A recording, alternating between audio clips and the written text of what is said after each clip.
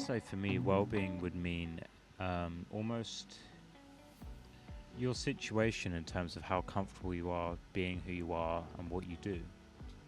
Taking some time to refresh and reflect. I think well-being means lots of different things. I think it's a term that should encompass physical health, mental health, emotional health, and thinking about all the different things that make up whether or not you consider yourself to be well.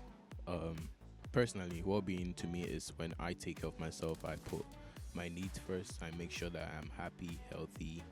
I take up. I have self-care Sundays. Self-care Sundays. Yeah, being confident in yourself. Making sure to completely take care of your own self. And we should all look after each other because no one wants bad mental well-being.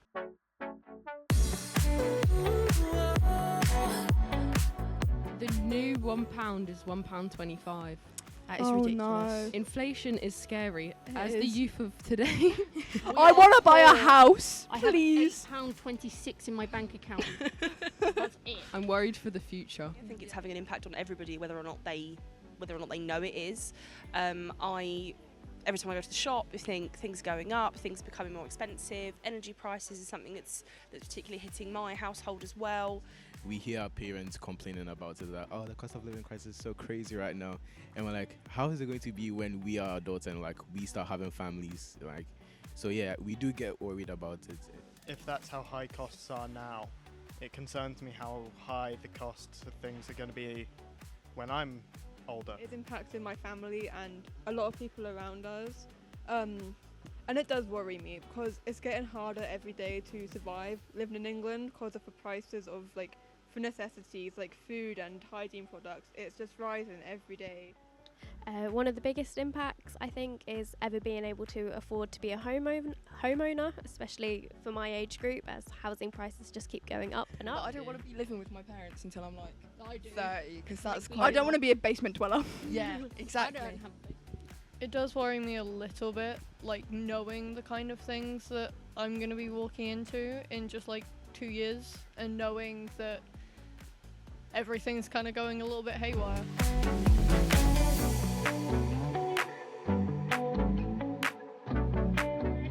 Find a hobby like playing music. I found that really helped me. Talk. Yes, Yeah. talking. Talking people is very important. Bottle it up. Because it will only make you more anxious. That is true. Well, I just say, don't worry about other people's opinions on you and follow yourself. Let it happen, but don't let it overtake your logic and reasoning. So you kind of ask yourself, why am I feeling like this? Is there anything I can do? You only live once, so just make use of the time you have right now. Have fun, be happy, be who you are, just be open and breathe. That's one thing my mom always tells me. Whenever you're feeling anxious, just close your eyes, take a deep breath and let it all out. Just be yourself. I just drink a lot of water. That's one of my ways of dealing with it. But there's many ways, and you can seek advice to help deal with it. Do it your own way is my advice. I think talking's very helpful. And I have a pet, I have a dog, and she helps me a lot. So when you're worrying about things you can't control, find something you can control to worry about, and worry about that instead. Help from others, basically, because it's a scary world. It is, isn't it? And it's even scarier alone. Oh, that was poetic. I know.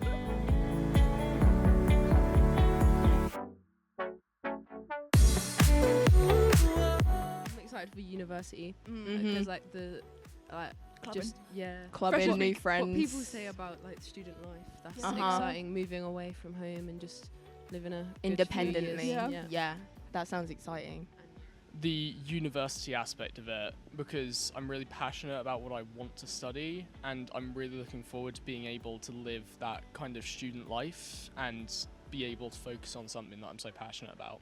So for me, the future is about getting into the workplace and beginning my career, which is something that I've been working towards for years, and it's something that I'm really excited about. I've been wanting to get into the workplace for a long time, and I'm finally been given the opportunity to do so. Doing the career that I've wanted to do for 3 years, so I'm excited to actually do that. I'm excited to see what job I get and where it takes me, as well as the people or meet because of it? Well, in the future, I aspire to do lots of things, and that does excite me because there is lots of things you can get out there and do. And for me especially, like, there is so much opportunities I'm trying to seek, and just do as much as possible because that's all you can do. Do your best. I'm going to college soon, so that is exciting. A bit nerve-wracking, but definitely excited for new opportunities and friends. I can't wait to actually go out and see the world. I mean, obviously I've done small things, like obviously I've been out of the country and I'm lucky to have been out of the country, but I'd like to see more than just kind of my hometown and what my parents have showed me. Freedom.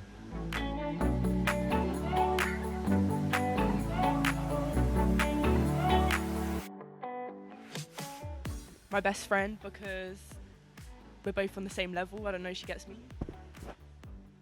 I speak to my parents, my sister. Some may think it's a bit silly, but also my dog. Honestly, if it's not my dog, then it will be my mom. She has been like my personal mental health supporter all these years, ever since I was 9. My therapist. Real. Because that's their job and it's helpful It's for me. professional as well, isn't it? Yeah. And it's unbiased. No, I loved my counsellor. She was such a sweetie. I focus quite heavily on my family in terms of my wellbeing support. If I'm having a bad day, the first person I tend to call is my sister.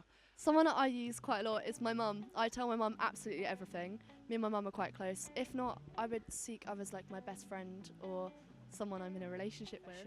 Cat. Because you know what, at the end of the day, if you're talking A to cat. I don't talk about cats again. If you're talking to your cat and they're just not going to say anything but they're listening, maybe. My cat's blind. Yeah, I guess they're also trusted in a way. Cause they can't tell anything. Yeah, they can't tell anyone. They can be Just there let for a it all cuddle. out. Yeah.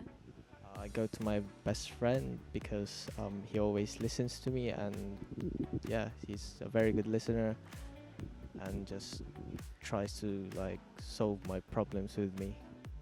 Also, there's this website called Koof.com, guys. Koof.com, and it's literally anonymous, and people will, like, random people will just, that sounds weird, random people will, like talk you through your problems, and they'll give you advice. It sounds a bit like Reddit, I won't lie. Yeah, but it's made for mental health. I either speak to my pets or I go to a teacher. I go to a science teacher because I've known them for a long time and I feel like I trust them the most. So. And there's also anonymous text lines and helplines as well, such as Shout and Samaritans, and I found them quite helpful in the past, so they're quite good to go to if you don't want to go to your friends and family. Yeah. It would be you, my partner, or a parent. And I go for that partially out of trust and familiarity. My top, 2 or 3 people, one isn't a person, is usually my boyfriend, because he helps me see how I can feel emotionally and let myself feel those emotions without putting too much logic and reasoning behind it, because I'm a bit too logical. But the other person is myself. When I'm feeling really down, I usually just, it sounds really stupid, but I talk to myself and I literally ask myself questions. And then the other person, who isn't a person, is my cats. I talk to them because they listen if I give them treats. This love is on fire.